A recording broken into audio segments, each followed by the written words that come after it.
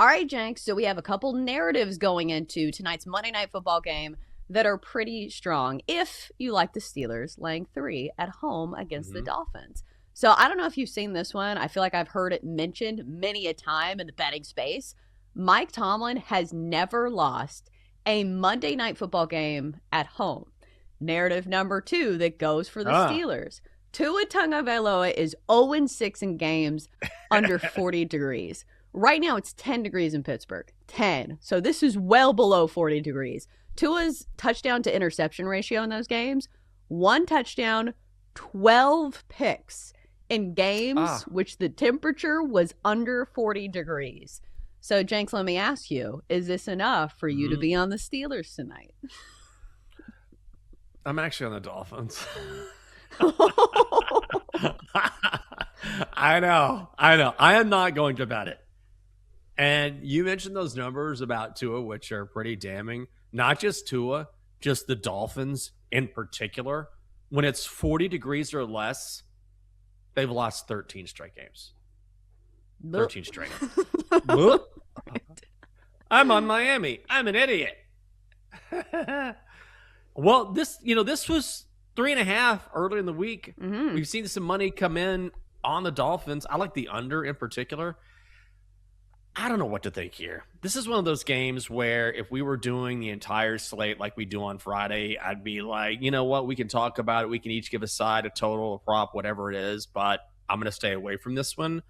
But I feel like that's the one thing, and it's a real thing. I mean, you're absolutely right. This is not some random trend that doesn't have any value. Like when you hear a trend and it's like, yeah, but you're including like the 70s and 80s here. So different teams, different time. You're right. The Dolphins play terribly in cold weather, but also they're 5-1 in their last 6. They're playing good football. And I feel like we've forgotten about that because they started off the season so poorly and because it looked like Mike McDaniel might lose his job. That was a big discussion on this show. Is he going to be the first guy to get fired? You know, his sound bites did make a lot of sense because he seemed affected, and he should have been. The Dolphins were terrible, but they've actually played very quietly exceptional football over their last 6. I kind of like this to be a close game, a field goal game. I like to better at 3.5. I would lean Dolphins, but man, when you mention those trends, you're not wrong. Are they going to perform? And it's not just cold. It's going to be really cold tonight in Pittsburgh. So I want to see how Miami responds to that. And I don't know how that's going to go down.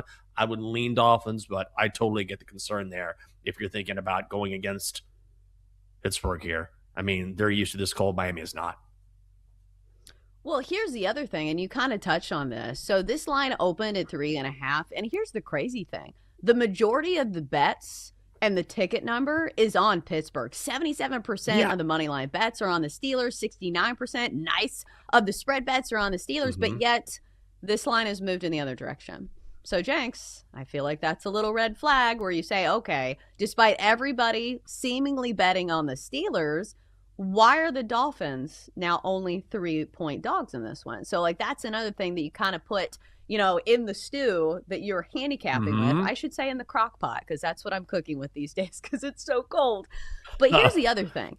I don't feel like it has to be a game where Tua has to have shoulder the load of the offense because the Steelers have not been good against the run. Like, this is the pathway for the Dolphins to kind of make their move, because I'll say this, like, for people who play fantasy football, you know the name Devon Achane because he has been that good this year from a production standpoint. And from a ground game standpoint, he's rushed for at least 92 yards in 4 straight games. Here are his totals: 92, 134, 120, and 174. So if you're banking on, you know, the ground game getting going, at least the Dolphins have a great running back who also has great hands to at least take advantage of that.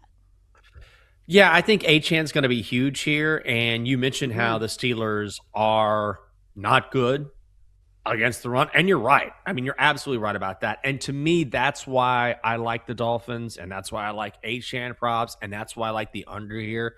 If Miami is going to win this game, they absolutely have to run the ball. Full stop. That's how they've been winning games. It's not a coincidence that they've said, okay, Tyreek's out for this season. We have an all-world running back in Achane who can catch passes out of the backfield. So let's lean more on this running game and a defense that has gotten better, by the way.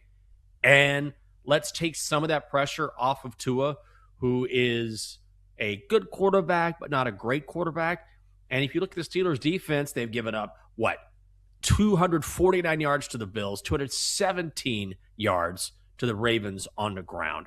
So I think if you're Miami, and TJ Watt's not going to play tonight for the Steelers, that's a crazy story. He's out of the lineup, so that clearly makes that Pittsburgh defense weaker. And I know we've talked about that stat before. I forget the exact number, but the Steelers defense and the Steelers in general are a totally different team when TJ Watt is on the field. There's not many defenders out there that by their mere absence can change the complexion of an entire defense or an entire team, but he is one of those dudes. So you're right. If the Dolphins keep it on the ground, that's their best shot at winning this game, and Achane would certainly lead the way. Yeah, Jenks, I have that stat for you. So it's time to open up the crock pot and add more ingredients to our handicapping all right. stew. The Steelers are 1-10 in games without TJ Watt. 1-10. And one of those losses even came to the Miami Dolphins. Now, granted, it was back in 2022, but now we have some things cooking in our crock pot when we have all these stats and all of these numbers. And so now it feels like the stew's a little bit murkier, where at the start it was clear. You're like, all right, it has to be the Steelers, right? Then you see the reverse line movement. Then you see the fact that the Steelers are susceptible against the run. And sneakily, the Dolphins defense has not been that bad either. So I think for me, this is coming to a no play. Like at the start, I was like, okay, we're on the Steelers. Like the Dolphins can't play in 10-degree weather. But if they're running the football, I do think they have a chance. And this Steelers team this year has been kind of inconsistent. Like, and you look at the defense, and I know it's an expensive unit, one of the most highly paid units in the entire NFL. But like the numbers just haven't matched. Like you mentioned those rushing numbers that they've given up in back-to-back weeks. And I will say this, like the Bills and Ravens are two offenses that are pretty tough to stop, when they get going. But the Dolphins have been good as well. Like, again, going back to these numbers for Devon Achane as well. So I think for me, instead, I'm just going to go with a player prop. So let's look at the numbers for Devon Achane because he does feel like the guy tonight. So 79.5, I believe, is the rushing prop for Devon Achane.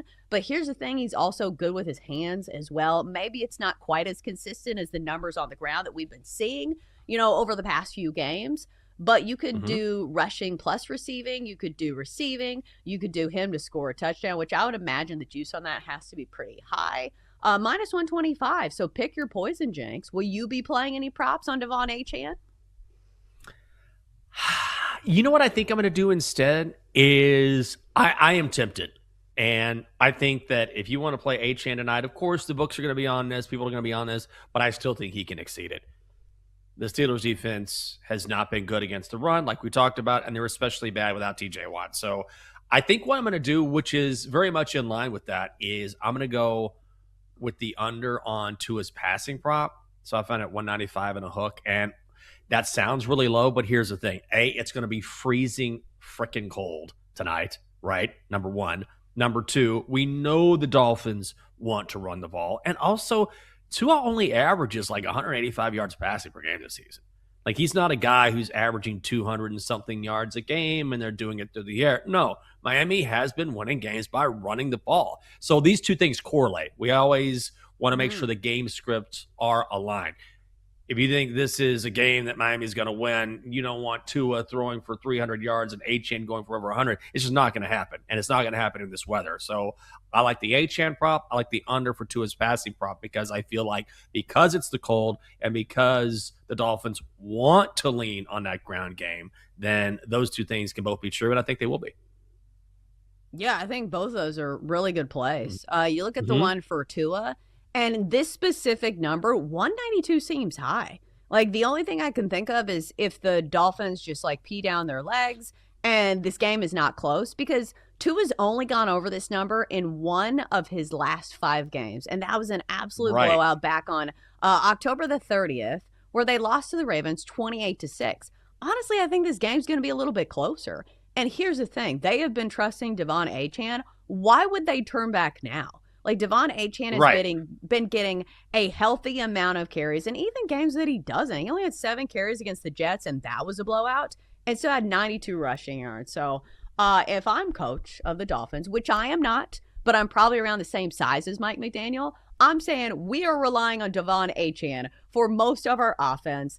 And especially now that you don't have, Tyreek Hill in the receiving game. I know it's been a while since he's been involved, but that's what you kind of expected from the Dolphins passing offense. Coming into the season, you're like, okay, well, they're one of the fastest teams in the league, and it's tough to cover them. It feels like we're miles away from that now, where you see the passing yardage totals for Tua, and it hasn't been a dynamic or explosive passing offense. It's been a team that wants to run the football, and they've done it pretty effectively. So I think both those plays are very good. If you wanted to, you could even pare them down, which I don't think you can play alt unders when it comes to passing yardage. But if you could, that'd be a good leg. But I think, the number by itself, 192.5, is worth playing just by itself. Yeah, I found it at 195 and hook. I still need to check that out. So I absolutely love that. And I honestly, I don't think it matters. I mean, I know these props could be variable in the market because they're passing yardage totals. But again, you could play this down to, you could honestly probably play an alt line. I know what you're talking about, though. It's hard to play an alt line under. I mean, you have to really search for that if you want to find that in the market. But regardless, whatever the number is, I'd still take the under no matter what. Okay, so what do we expect from the Steelers? I think this has been a tricky question to ask on the offensive side of things, because we've seen some good games from Aaron Rodgers, and we've seen some stinkers. Like, there was a game against Buffalo. He went 10 of 21 for 117 yards. He had back-to-back games with 117 yards and 116 yards passing. So that's the thing with the Steelers for me. It's just, it doesn't feel like a very consistent team. And I think if you want to trust a favorite, that's when you want a team to be consistent. But I'll say, like, this time of year, Aaron Rodgers probably gets my nod of approval a little bit more over Tua Tagovailoa. I just feel like the Dolphins are not going to rely that heavily on the passing game, so less of the trust has to go on Tua. Yeah, I think so as well. And just to go back to the Steelers for a second, it's always interesting to me how markets move based on something that we saw the week previous, right? And I think maybe it's not true in every single game, but it can certainly be true in how the public bets a game, because that's your most recent memory. Like, I just saw this team look really amazing. It's like, okay, but also what is the totality of their season? And the reason why I mention that is that when you look at the Steelers, I feel like the market is giving them a little too much credit for beating the Ravens. Like, they looked really good in that game.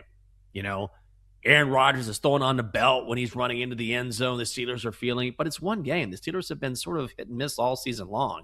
And it's also incredible that they're on pace to win the division. I don't know now because the Ravens are right there, like right on their heels, so the Steelers need to win this game. But I feel like in this particular case, the market is looking at that win over Baltimore, or at least the public is looking at that win over Baltimore and giving the Steelers a smidge too much credit for how good they really are, which I think is they're a mediocre team at best. Yeah, I don't think anybody looks at the Steelers and are like, oh, that's a team that's going to win the AFC. But hell, this year, who knows?